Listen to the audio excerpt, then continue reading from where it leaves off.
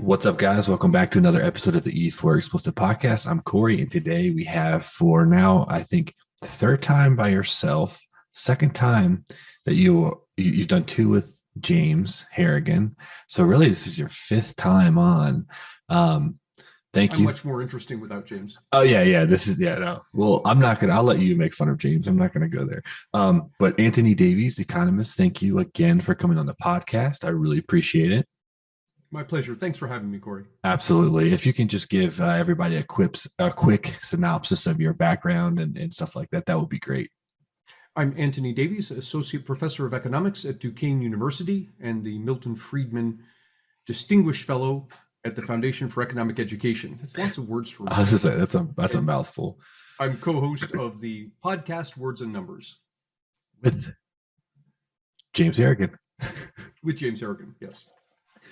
Oh, so all of you watching and listening, if you want to go back and watch or listen to any of the episodes that me and Anthony have done, or me, him, and James have done, they are fantastic. Talk a lot about politics, economics, and just kind of like policy a lot.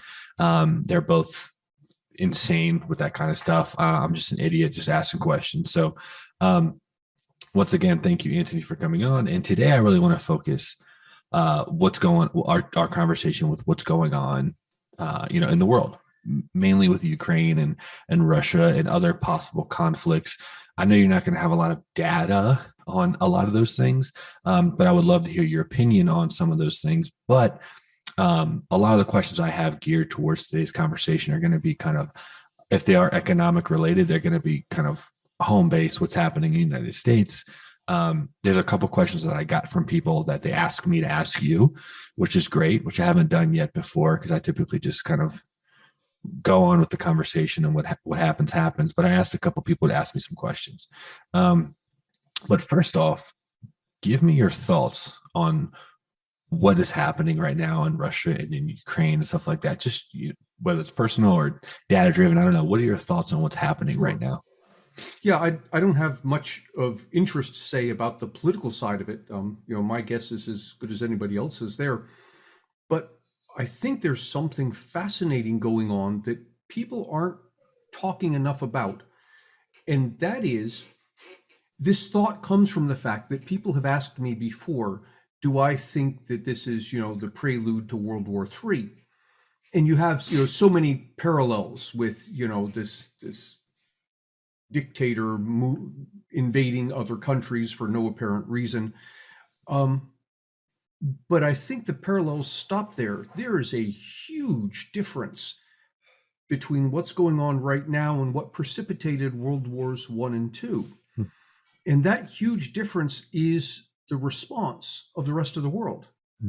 We haven't responded, the rest of the world, have not responded militarily. We've responded economically. We've imposed some sanctions, and by sanctions, we've in a lot of ways done unprecedented sanctions of not only are we not buying exports from Russia or selling to them, but all the other major countries have joined in, and we've effectively frozen them financially from the rest of the world. So they've been isolated both in terms of goods and services and in terms of finances. That's unprecedented. And by that, what I mean is, for the rest of the world, for the world at large, to take such steps non-militarily is astounding. It's as if the human race has finally learned, look, there's a better way to deal with rogues like Putin. And is it painful for us? Sure it is. We're paying through the nose for gasoline, and this is particularly hard on the poor. But in total, the cost to us of waging this economic response is going to be a fraction of a percent of what the cost would have been to wage a military response. Man, that's fucking great. That's such a good perspective, because I just talked to Don Man, who's a former Navy SEAL, and his side of things, and he's a military guy. He's SEAL Team 6. So his perspective was completely different. His was, we need to react and we need to do something about it, just basically remove Putin. that scared me. Me and him had a great conversation about that because China, Iran, Russia, there's just certain countries that if you go to war with them, it's bad for everybody, not just our country Yeah, and theirs, right? So yeah, the fact that you're looking at it as an economic way of thinking, obviously you're an economist, but I like that, and I haven't thought about that yet. I know the sanctions are there, but I don't know the details of them. So maybe you can kind of unpack a little bit of those and kind of like talk about the unprecedented ones that they're speaking of. yeah. So there's a couple things that I would put under the category of unprecedented. Okay. One is that you have pretty much all the countries of the world, or all the major countries, with perhaps the exception of China, coming together and saying, yeah, we're going to impose economic sanctions. So we're not going to buy, we're not going to sell from Russia. And that's, of course, painful on our part because Russia has things that we need. 5% of the world's oil consumption comes from Russia exporting oil. God. So right there's a big hit. They're major exporters of other things, grain and metals and woods, these sorts of things. So it hurts on our end, but it also hurts on their end because they can't buy things that they need. That imposes hardship on them. Also, it makes it harder for them to get hold of things that they need to run their war machine. So that's one thing. There's the coming together of so many countries in these economic sanctions. The other thing is the style of sanction. It's not just goods and services; it's financial markets. So the Russians have had their foreign banks, foreign accounts frozen. Um, there's no movement of money back and forth through Russia, which now makes it, in effect, isolates the ruble. This is why you're seeing the ruble decline so far in value, because prior to this, if I had rubles, I could exchange them for dollars or for yen or for euros or what have you. And so the euros were valuable to me, not just in that I could buy something in Russia in the rubles, but I could also convert to these other currencies. Well, now that's been shut off. So now a huge chunk of the value that exists in holding rubles is gone, and so you see the value of the ruble decline. Saw that. And this, of course, imposes more problems. And so, not to shouldn't rejoice in other people's problems. I was having a conversation with somebody about this today, and they were saying, well, look, this is imposing hardship on innocent Russians. It's imposing hardship on us and all of that. And all of that is correct. But the right question here is not what course of action would impose no hardship, because the hardship isn't coming from our responses. It's coming from the invasion of Ukraine. Right. The right question in front of us is what imposes the least harm. And by far, there's less harm imposed with the economic sanctions than there is with military response. Right. Yeah. No, that's, I just wrote something down, kind of like death over dollars. Like when someone complains about, I hear it all the time. Oh, well, the gas prices are high. This is high. That's high. A buddy of mine last night bought a gallon of milk. It was like $6, which is insane.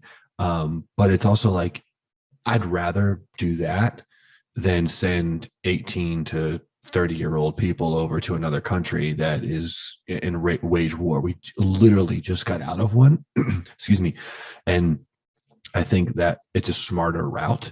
My question to you is, I don't know if you would know this or not, but with those sanctions and stuff like that we've done, are those kind of like acts of war, or would that eventually kind of force someone like Russia and Putin, because you back him into a corner financially, he's very wealthy himself. But if you start taking away all those things that are going in and out of Russia, like you said, he's not going to be able to feed that war machine and kind of get back the Soviet Union, because it seems to be what he wants to do as an end goal. Would that maybe possibly also go into a world war where we have to defend ourselves because we're financially crippling them? Well, I don't know. A lot of that answer comes from what will Putin's response be. But I think his response gets muted in a way here. If, for example, we imposed only sanctions that involve goods and services, that's going to hurt principally. Of course, it hurts the war machine, but it hurts also the Russian people. They find it difficult to get the things they need to survive.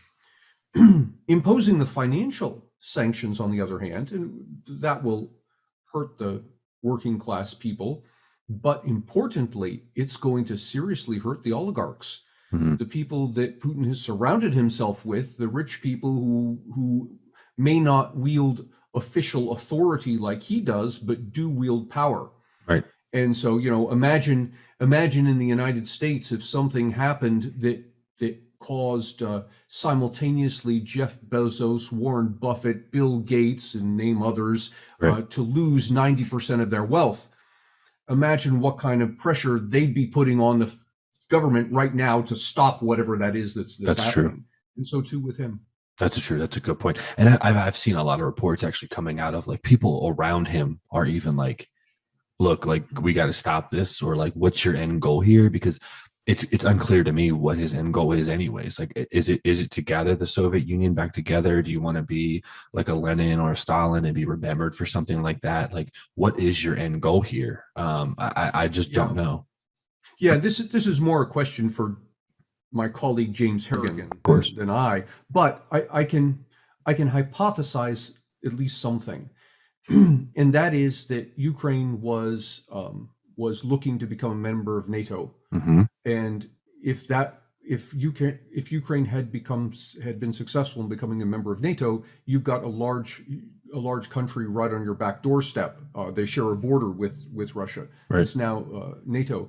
And if you want to imagine what that looks like, go back in the United States to the days of the Cuban Missile Crisis, when it was exactly this scenario, only played out in reverse. That the Russians established a satellite country 90 miles off the coast of Florida. Yep. And what did we do? We imposed sanctions and tried to push the Russians out of Cuba. It came very close to actually being the start of World War III. Thank God cooler heads prevailed. But in some sense, I'm not saying I agree with Putin, but I can see some motivation there that's analogous to the motivation in this country during the Cuban Missile Crisis. Right. Yeah. That's it. Reminded me of that as well. I obviously don't remember that. I wasn't around, but hearing the other generations talk about it and knowing about it is it seems very similar. And honestly, thank God Ukraine wasn't in NATO, because if they were and Russia invaded, we would 100% be in World War III right now, because we would all have to defend them.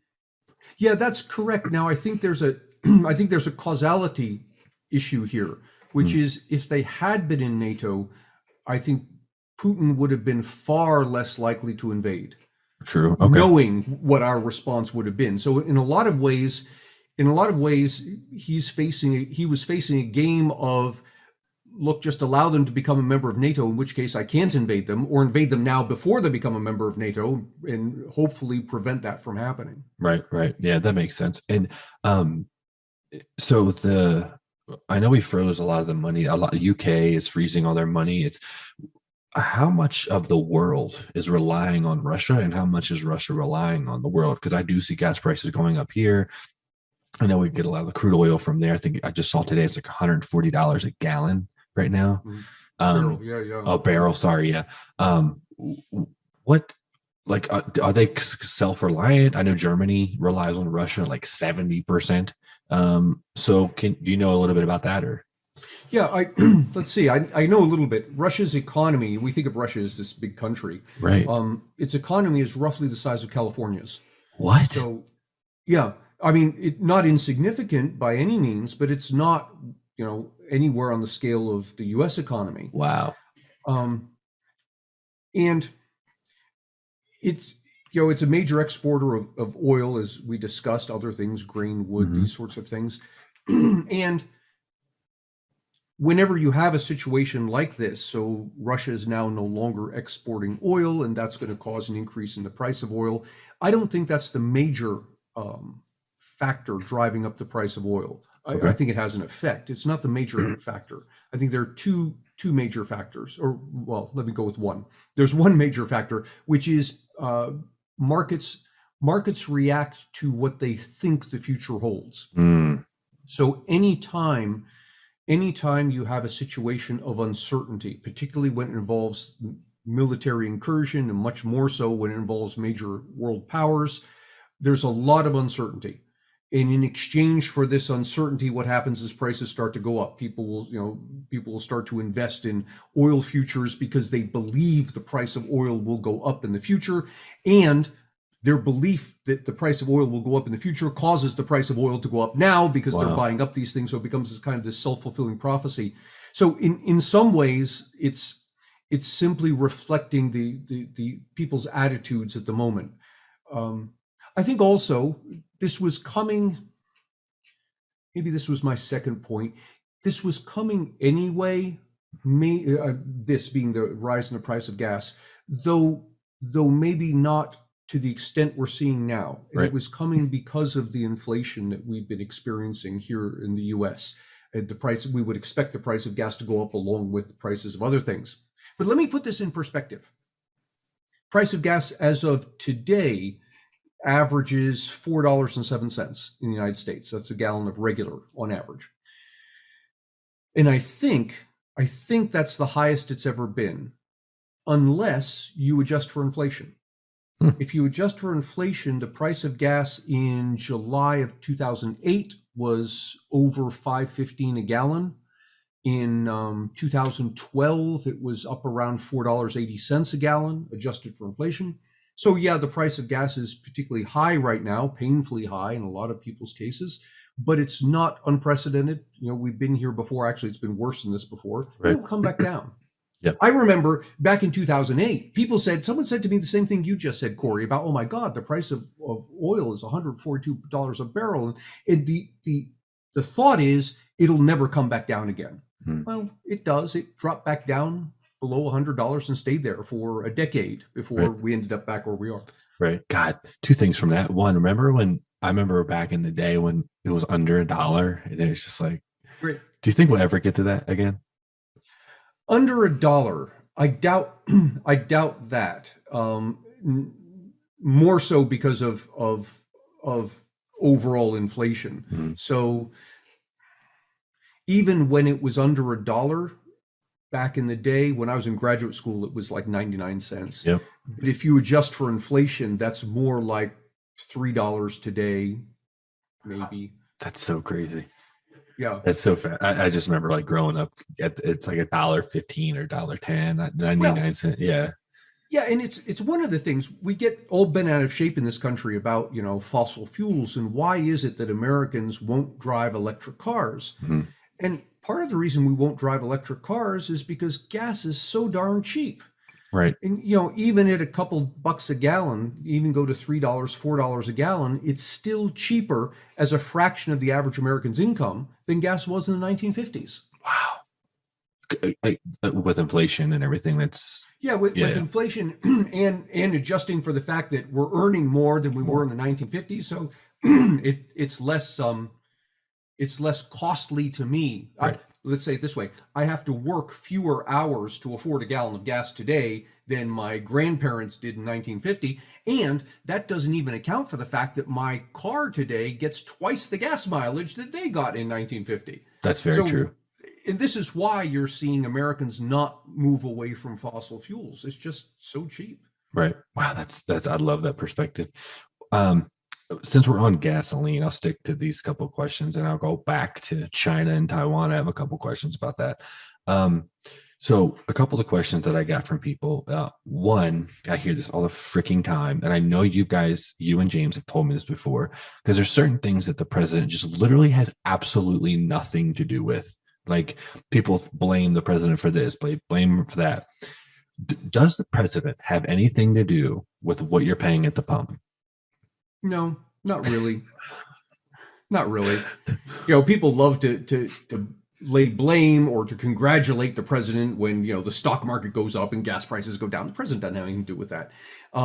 First off, the only, apart from doing something extreme, like, starting a war in the Middle East, right, the president isn't going to have any effect here. The most effect you're going to see from Washington is going to come in two pieces. One is the federal gas tax, which is pretty low. It's 18 cents a gallon. State gas taxes generally are much higher than that. In Pennsylvania, we're like almost 60 cents a gallon state tax. Damn. So the federal gas tax, that's one thing that's going to come from Washington. The other thing that's going to come from Washington is that will affect the price of gas are environmental regulations. So regulations that require that you use ethanol or the gas be cleaner, or you do something to your cars, this sort of thing. That's going to affect prices, and that's in part why you see the price of gas so high in California versus the rest of the country. California has more stringent environmental regulations than the rest of us do. Interesting. So the more stringent those regulations, the higher the gas prices will be versus some rural states that might not be the case. Yeah, and I want to, and about that, I want to say something good and something bad. On the one hand, environmental regulations that prevent people from imposing harm on others. So, if I've got a car that belches, lead laced fumes, I'm imposing harm on other people. And a regulation that prohibits lead-based gas is actually a good thing there. So that's a good type of regulation, preventing people from imposing harm on others. But then you get other regulations like the ethanol requirements that gas has to contain at least whatever it is, 10% ethanol or something. Right. And the argument is, or the original argument was that, well, this is better for the environment because ethanol is a renewable resource and oil isn't. Yeah, except there's been a lot of studies done on this since then, and it turns out that ethanol is actually worse for the environment, not in so much as it's ethanol, but that it requires more energy to produce it than what it's worth. So actually, in terms of using, and what kind of energy do you use to produce ethanol from corn? You use fossil fuels. So we're actually using more fossil fuels to produce the ethanol than what we'd be consuming if we just got rid of the ethanol and put the fossil fuels directly into our gas tanks. Right. So that's one thing. And the ethanol requirements persist. They came into effect when I was, good Lord, like in high school. So they've been around for like 30 years or plus. Wow. The reason they persist is because they become a cash cow for farmers right. who grow corn, right? Because all of a sudden there's this guaranteed market for your corn now because of the ethanol, because it's required in the gas tanks. Right. And the farmers then are going to support the politicians who are in favor of ethanol. So all of a sudden now the politicians can make some hay with ethanol. And this is an example of a bad regulation. It's a regulation that's imposing costs, not because it's preventing people from imposing harm on each other, but just because somebody's making some economic profit out of this. Right. Okay. That's a good way to put it. So why don't we just go nuclear? I know we had a couple spills throughout the world, but isn't it more efficient? Isn't it cleaner? It's just a scary thing, right? Yeah. My understanding, and again, this is my understanding, so take it for what it's worth, is that nuclear is, it's not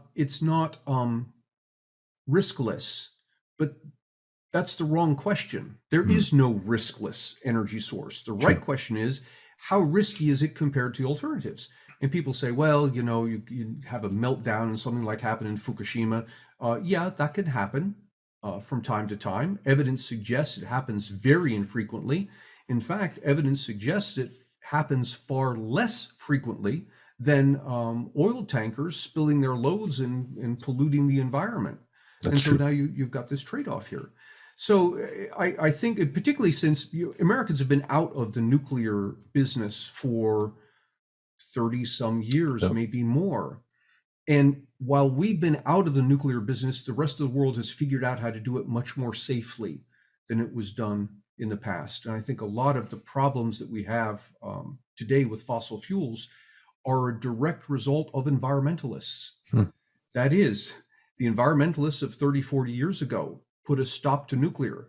And in putting a stop to nuclear in this country, it forced us down the path of fossil fuel. And now we have greenhouse problems, and the environmentalists saying, well, we need to care more about the environment. Why are we emitting all this greenhouse gas? Right. To which I say, hang on, it's because of you, the environmentalist. No, that's so true. I have noticed it's funny you put it that way, of like we stop with nuclear, but the rest of the world just figured a much safer way to do it. Yeah. And I think it's going to take us a long time if we ever get to that. I don't even know if we ever would, but I see a lot of other countries using nuclear, and they're doing very well with it. So yeah, I think France, for example, generates 70% of its power by nuclear. that's crazy. What interests me is, and you keep seeing news about this, advances in fusion. Right. And fusion doesn't produce first off, it produces more power than nuclear fission, but it does not produce the radioactive waste that nuclear fission produces. Wow. So when fusion finally becomes commercially viable, I think that's going to replace everything. Really? Yeah. What does that world look like?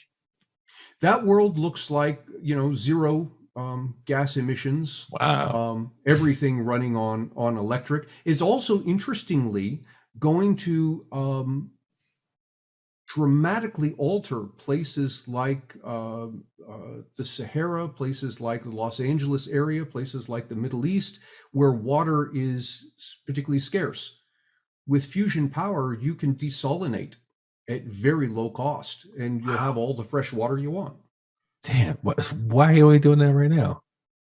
Well, it's a technological thing. At the moment, the science just isn't that advanced. Now, I say isn't that advanced. It's getting to the point now where scientists are able to sustain fusion reactions in the laboratory, which is the first step to, they can make it work. Yeah. Now, can you make it work at a commercially viable price? Scaling that. Yeah, right? Yes. Yeah, that's going to be, all right. Well, hopefully in our lifetime. Hopefully. Although, interestingly, there will be possibly a new environmental question arise. And that is, what do we do about the trees? Because if you're going to be producing all of this power like we're describing, it's got to be transmitted over power lines, which means all of a sudden we're going to have to be cutting down lots of trees to run these power lines that we currently don't have, unless you're going to do something like put a fusion reactor in every neighborhood.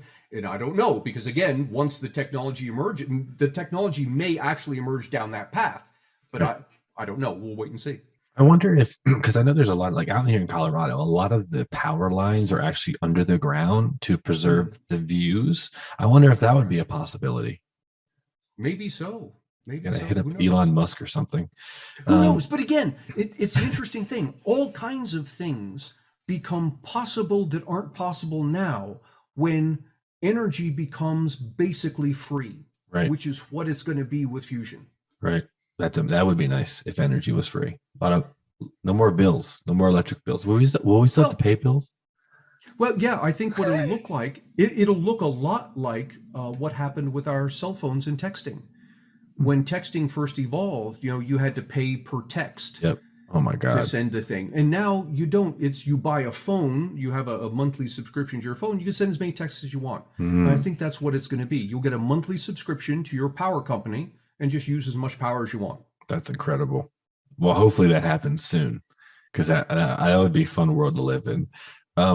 Okay, so back to the president issue, not issue, but kind of thing. One is, what would you tell someone that keeps blaming the president for gas prices? You kind of touched on it a little bit, but is there something like an analogy or some dumbing down version of something like that you can compare, like why they shouldn't be blaming the president for these things? Because the administration is kind of like, and you and James have talked about this, like almost every 4 years, one out, one in, and it's like new policy, and they're trying to like remove what other people have done. And I always hear people like Trump supporters, oh, gas prices were never, this high, and you go back to Obama, like you said, in 2008, and Bush too, they were rising because of the war. So there's a lot of things that go into that. But I'm like, I just want to tell, like, what can I tell someone when next time I hear someone say this? What can I tell them in a sentence or two to just be like, make them think differently, if that makes sense? Yeah, I would try this. Prices are determined by demand and supply. People who want the thing and people who are able to produce the thing. Right. the government's involvement pretty much stays constricted to setting the rules of the exchange. Hmm. And to the extent those rules are clear and minimal, the exchanges happen easily. To the extent that the rules are cumbersome, complex, it makes it harder for the exchanges to occur. Right. And the prices are reflecting mostly what those rules, let's say, to the extent that the prices reflect what's going on in the government, it's reflecting the rules the government has set down. And Okay. those rules don't come from the president. They come from Congress. Well, and Congress will pass laws, they'll get signed by the president, but it happens over a long period of time. So much so that if there is indeed anything going on in the economy that is to be blamed on a president, more often than not, is to be blamed on the president who came before, because Ooh. it takes years for the policies to take effect and for that to play out in the marketplace and you to get the changes in the price. I would say, if I were to point to one thing today that can be one thing that's going on in markets that can be immediately attributable to the sitting president and the sitting Congress, it's inflation. Hmm. And that is every time Congress passes and the president signs a budget deficit that comes back to us anymore dressed up as printed money to pay for that deficit, and that printed money gives us inflation. So when you see the price of groceries going up to an extent, when you see the price of gas going up, other sorts of things, you can blame the president and the Congress, and it isn't simply Biden. It's Biden plus Trump plus Obama plus Right. and ... Right.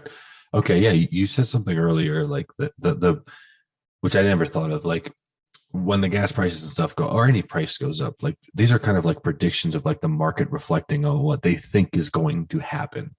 Right. So that's a good insight, because I think a lot of people are so stuck in like, oh, this is happening right now, versus like, well, no, this is the market reacting to a potential maybe world war that they're anticipating. So they're going to jack up everything and eventually it will go down. But I like that way of thinking of, it's more of a prediction than it is like a sure thing.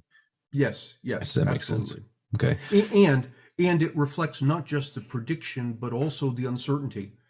To the Okay. extent it could be the case that half the people think there's going to be a world war and half the people think it's going to be peace and strawberries. Right. The mere fact of the disagreement, the uncertainty, is going to cause the price to go up. That's a great point. Okay, so let me ask you: is war good or bad for business? I know a lot of military companies and contractors, and they make war is extremely profitable for a lot of companies. Is it good or bad for business? It's like war is a lot like ethanol in that way. Okay. It's good for some, but it's bad for people in general. Right. So, it's good for the Raytheons, it's good for Boeing, it's good for, the companies that provide supplies to the military. Right. It's bad for the rest of us. And the extent to which it's bad for the rest of us exceeds the extent to which it's good for those for whom it is good. Right. So in total, it's bad for us in the aggregate. Right. No, I totally agree with that. Also, having going through wars now, it's just been like, Jesus, man, like, can't we just like fight our own fights and just leave people alone at this point? Because I mean, it's done so much to us. I mean, this generation has seen so much. I mean, 18, you're sending kids over there in 2000. You know what I mean? It's just Yeah, but there's an interesting thing. Your word choice is interesting. This generation has seen so much. I agree with you. It has seen so much, not because there was so much to see, but because our ability to see was much higher. Okay. We have, everybody's got the cell phone, so they can record what's going on. Sure. It goes out to everybody else. But if you look at the numbers, the number of people who are killed in wars, not just the military, but civilians also, number of human beings who are killed in wars is down 95%. Of course. Yeah. From several generations ago. This is despite what you're seeing in Ukraine, you see elsewhere, it's not perfect, but in a lot of ways, this is the most peaceful humans have ever been since the dawn of time. Yeah, no, I agree with that. I actually tell people all the time when I hear them say, "Oh, this is the worst time to be alive." I'm like, actually, this is like the most safest. This is probably the best time to be alive, actually, because if imagine if our grandparents in World War II had cell phones. I Yeah. mean, Jesus, like that's where you're exactly right. Like the casualties and stuff like that. Um, yeah, that's actually a good point. So, damn, completely just took No, my but this is the thing that I think people today need to be very careful about. okay, We have this tendency to see stuff on social media and think that what we're seeing is a correct representation of the world. right, What you're seeing at best is a correct representation of a particular thing that's happening. right, It's not, you're not seeing everything else. I give you a good example. A friend of mine says, you never see on the news 186,000 planes landed in the US today without any loss of life, right? and yet, if we reported in a completely unbiased way, you would hear that report night after night on the evening news. And once in a while, you'd hear, oh, one person died. right. But instead, what happens is when the one person dies, that's what gets repeated. And you hear it on and on. The talking heads talk about it. And what are we going to do about people dying from airplane crashes? When airplane crashes are so incredibly rare, but you don't know that because we only report the deaths. We don't report the non-deaths. Right. That's so funny you brought that up because I have a tremendous fear of flying. And I travel all the time. So it sucks. I'm having to drink like a glass of whiskey before I get on the plane. And sometimes it's funny because it'll be like 5 o'clock in the morning and I'm asking for a whiskey and these people around me are like, right. You got a problem? I'm like, no, I have an anxiety problem. For me, it's a control thing. I think it's like I drive everywhere. So I know like I'm good, even though I know the statistics are I could get killed in a car accident a million times more than I would die in a plane crash. But it's funny because that's what I hate. And I think that's what happens. That's why I've generated this anxiety with flying is because when you do hear about those things, that's all you hear. I didn't know that 100,000 planes land every day. Like that would make me feel good Yeah. and safe to fly, but that doesn't sell. Yeah. Right. It doesn't sell. Right. You made a good point last time I talked to you about like, you told people to not listen and watch, obviously don't believe everything you see on social media because those algorithms are putting stuff in front of you that, is not always accurate or happening. I know there just recently, Zelensky, the president of Ukraine, there was a huge article going around because he had like a vest on and like all the stuff. And it was this photo of him, like kind of like on the front lines. And people were promoting it like, oh, he's on the, they were shitting on Biden. They were like, oh, yeah, this guy is front lines. This photo was from like last year. Mm-hmm. It wasn't current, but no one was reading the article. They were just commenting and sharing. So it went viral, which is, it's a good thing. Like he's definitely, kudos to him. He's a fantastic president. He's doing what he can. But it was just funny because I'm like, damn, like if you actually read the article, it literally says this photo is from last year. So it's just they're using it as almost clickbait to make you think something. And that's what scares me the most about this particular conflict, because I don't know what's really happening. I don't know what's true. I don't know what's false. I mean, I'm hearing reports of, Russia saying, oh, we're not doing anything with civilians. And then I see a woman get ran over in her car by a tank. And I'm like, am I seeing this because the algorithm, is this even true? Is this real? So what are your thoughts on social media, when it comes to this kind of stuff? Yeah, I think there's a lot less lying on social media. The photoshopping of pictures or adjusting the video or whatever it is. I think, not to say there isn't any, but I think there's a lot less of that, and that doesn't bother me. Okay. What bothers me that there's a lot of is people showing things that are true, but they're only part of the truth. And so you see this thing and you say, well, I should believe that because it's true. Yes, you should believe it. It is true. But people go a step further and they don't believe the things they aren't seeing. But the things they aren't seeing are also true. Right. Like, all right, this woman got run over by the tank, but here's 3 million women who didn't. Right. We don't see that. We just see the one. And so we fixate, we walk away with, it has the same effect as lying without lying.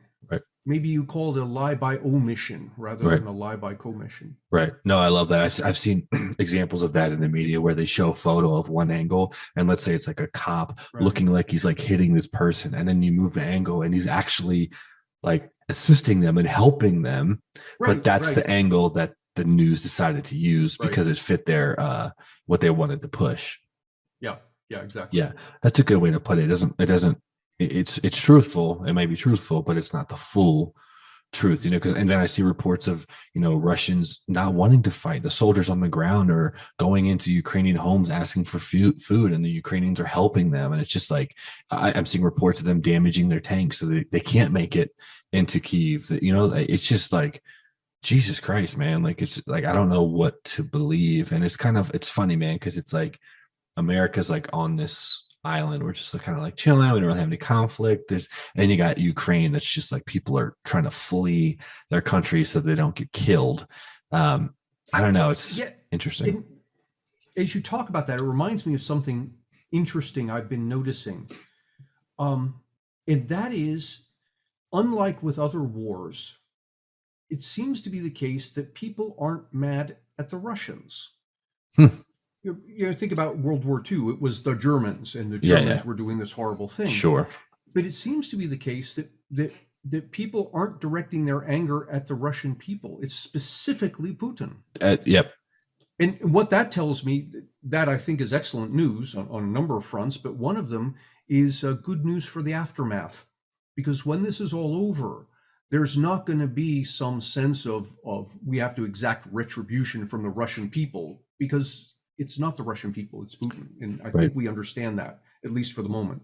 Right. That's a great point, because there's a huge difference from like the Germans and the Holocaust. Even today, when someone says they're German, if I meet them, immediately my brain goes to the Holocaust and Hitler. And I wasn't even around for that stuff. But that's, I think, because like you're saying, the aftermath of that is every German was blank, pick up nasty name, because they all somewhat had a hand in what happened. But I think that's a great point, because I'm seeing the same thing where actual Russians, like people are actually praying for Russians. Like they're not like, oh, these are terrible people. Like they don't, because Ukrainians and Russians are so close as people anyway. So it's like, they're fighting themselves. But I agree with you. I'm seeing everything basically pointed to the Kremlin and pointing to Putin and what he is doing. That's a great point. And it sucks because like we talked about earlier, like the economics of it, the hardships that's going to happen is like Putin's worth $60 billion.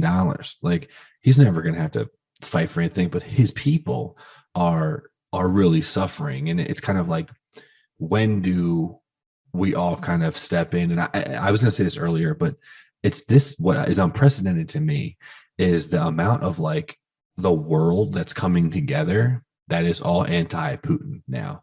I mean, not that they weren't before, but now it's extremely clear where everyone stands with not Russia, to your point, but to Putin, if that makes sense. Right. Yeah.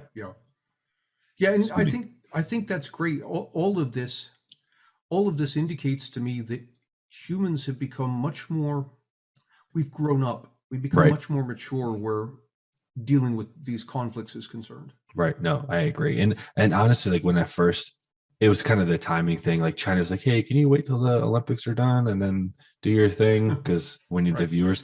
But it's funny because when I said earlier, like social media was worrying me, because that's all it takes. I think World War I was started because some person got shot on a bridge. It was like an accident, miscommunication. World War II, we kind of, inserted ourselves because we needed to handle business. But like, I was worried like something was going to happen on social media that was going to trigger something that wasn't true or wasn't all the way true. But I think your point of like us growing up, I've seen that across the board. It seems like everybody is on the same page when it comes to what the hell's happening with this invasion. That, to your point, the aftermath is not going to be on Russia. It's going to be on Putin. What do you think is going to happen to him? Do you think that he's going to be pushed out? I mean, can he even be pushed out? Yeah, I don't know. I don't know what happens next. That goes beyond my expertise. Right. But I think one thing that interested me, and what I'm about to say might be I'm fully prepared that this was simply coincidence. Okay. However, I find it interesting to think about, and that is that the whole concern about COVID in this country pretty much died out at the same time that the problems with Ukraine began. And again, that might simply be coincidence, but I'm wondering how much of that was possibly due to the media changing its attention. That we were concerned about COVID, not to say we shouldn't be concerned about COVID, but I think we were more concerned than we needed to be, precisely because the media was showing us, problems of COVID 24/7, month after month. And now all of a sudden the media's found this new shiny thing that's horrible they can talk about and is going to go talk about that. Stop talking about COVID. And we say, yeah, you know what? We don't need these masks anymore. Let's just go back to life as usual. Anthony, I wrote that down about COVID-19 because I wanted to kind of touch on that. You're 100% right. I don't think it's a coincidence. I think that's exactly what happened.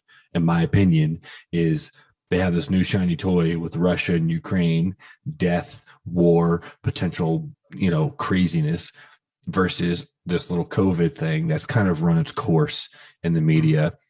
And it was funny. I was just in San Diego for a conference, and in California, which typically, literally like weeks ago, they just allowed you don't have to wear masks in a restaurant. So they're like the furthest behind every basically state. And it's funny because while I was there, I was like, as this Ukrainian stuff was happening, it was like I felt a shift and us not giving a fuck, basically.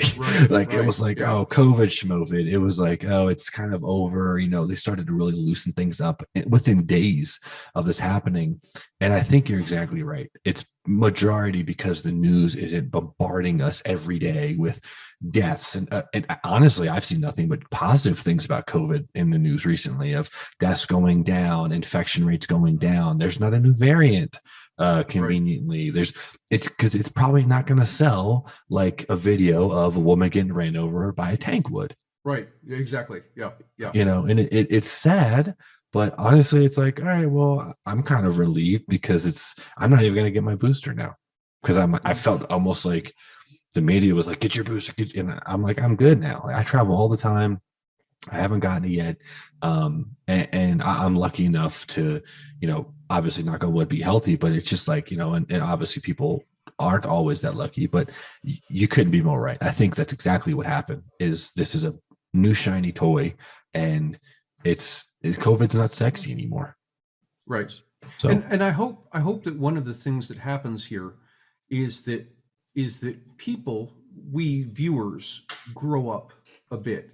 When we're children and we see the tabloids in the grocery store, we don't distinguish between the tabloid and the newspaper. We think that this is all news, and it requires a growing up and a level of maturity to realize, no, they're just trying to sell these papers. None of that is true.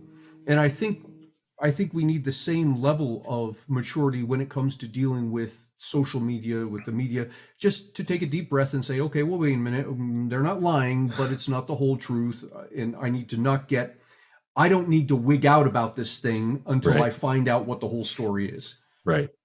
Yeah, no, that's exactly right. It's funny you bring up tabloids because as a kid, yeah, but like even as like a teenager, as you get older and you're going through the grocery line and you see all these ridiculous, like, Oprah's an alien and all this crazy stuff, it's like you immediately know that that's not true.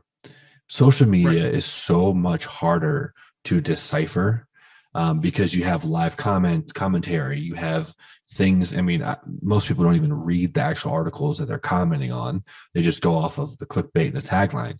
I wish Facebook and social media platforms had that tabloid thing where it's like, no, this is actually, we're just trying to sell this story or this read or whatever. But that's so funny you bring that up, because you're right. Because when you look at those in a grocery store, they're funny to me now as an adult. They're hilarious.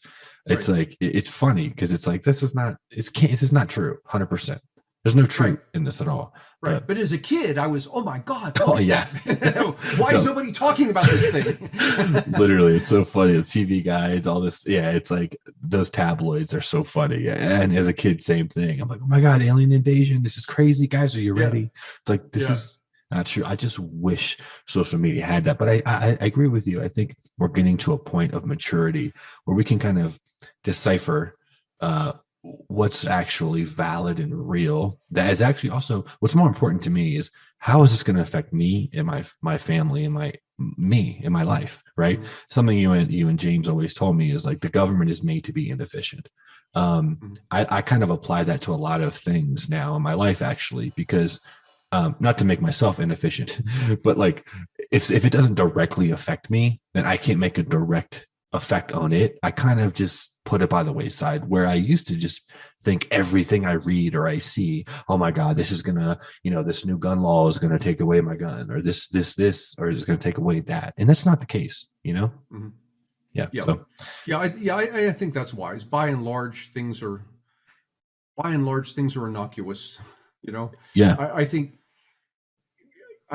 what happens is society, the government, it responds to the people, and right. to the extent that people think that something is reasonable, the government will move in that direction. Right. I agree with And to you. the extent that people want something that's unreasonable, the government will move in that direction also. So Right. in a lot of ways, we talked, you were talking about how much can we blame on Biden versus Obama versus Trump. In a lot of ways, the people who we really should be blaming are ourselves. Right. Ooh. So when a politician puts us in a position of having, significant inflation because of deficits, and deficits are because of providing free stuff like college education. Well, why are they providing free college education? Because we asked for it. Right. Yeah, that's a good point. Look in the mirror, people. This is your Yeah, fault. very much so. Yeah. Yeah. So I'm gonna circle back to the question that I was going to ask earlier. I've always thought, so it's not everyone, but most people know China has always wanted to bring, Taiwan. They want Taiwan. They've been very vocal about that. Just recently, actually yesterday, I read a report that China and Taiwan are talking in peace and everything is happy go lucky. Two things, two-part question. One, are you worried about China into Taiwan and possibly Iran into Israel and North Korea into South Korea because of what Russia's doing? But really, do you think that China is kind of sitting back and watching Russia, being like, okay, these are the mistakes you made. This is what you did right, before they go on and do it? Because to your point, there's some of these countries that are not in NATO that they can invade without any repercussions from other allied countries, if that makes sense. Yeah, and I think I would have felt a lot differently if Putin had been successful, if he had been able to overrun Ukraine in a couple of days, and before anybody could respond, it's a done deal. I would have been much more concerned about Taiwan in that instance. Okay. Much less so now. What are the Chinese seeing? They're seeing Putin attempted this takeover. He was unsuccessful, and more than that, the entire world united against him in this unique way of imposing economic and financial sanctions. And so I think the Chinese are less likely to attempt something with Taiwan, given what's happened with Ukraine. That's right. My armchair theory. No, that's a great point, actually, because that makes sense. Because China is very, they're always concerned and worried about what I think the world thinks about them, for sure, because they want to be looked at as this huge superpower and all this stuff. It's like that. Like right now, Putin looks like a complete idiot, to be honest with you, because he tried to invade a country that he thought he was going to steamroll. It's been completely unsuccessful. Yes, they're making, more, they're pushing further in for sure, but it's not as easy as he thought it would be. And that's a great point, actually, to think of, kind of like rest assured that, like, China's looking at this saying like, okay, maybe this isn't a good idea because of the potential unsuccessful possibility of that happening to Taiwan. But it's interesting perspective. I like that. That's good. Let's see here. So those are actually all the questions I have. But do you have anything that you would like to talk about that I could drop some knowledge on? I'm just joking. I have literally nothing good to say. But yeah, is there anything else that you would like to kind of cover or anything like that? I don't think so. Yeah, I don't think I have anything else interesting to say. This is I mean, to the extent that what I did say was interesting, I don't know. Oh yeah, it was interesting, and a lot of these clips are going to do very well on TikTok. I promise you that. Um, well, then I'll leave it at that. But Anthony, once again, thank you so much for coming on and kind of. That's why I like talking to people like you as well, because you look at things so differently, not just like in an emotional way. Because a lot of people nowadays are so emotional with their decision making and their thinking. You kind of bring me and my listeners and watchers down to like a perspective that's like more logical, I think. So I really appreciate that. My pleasure, Corey. Thanks for having me. Absolutely. Where can people find you, Anthony? And you can plug your books and your podcasts and all that stuff. You can find our podcast, Words and Numbers, on all the podcast players. And if you want to read more about our thoughts, mine and James Harrigan's, on stuff like this, you can read our book, Cooperation and Coercion, which is available on Amazon and Audible. It is. Yes. And I will put all the links in the description below. But Anthony, once again, thank you so much for coming on. I really appreciate it. My pleasure. Thanks, Corey. That's another episode for the E for Explicit podcast. We'll see you next time. Peace out.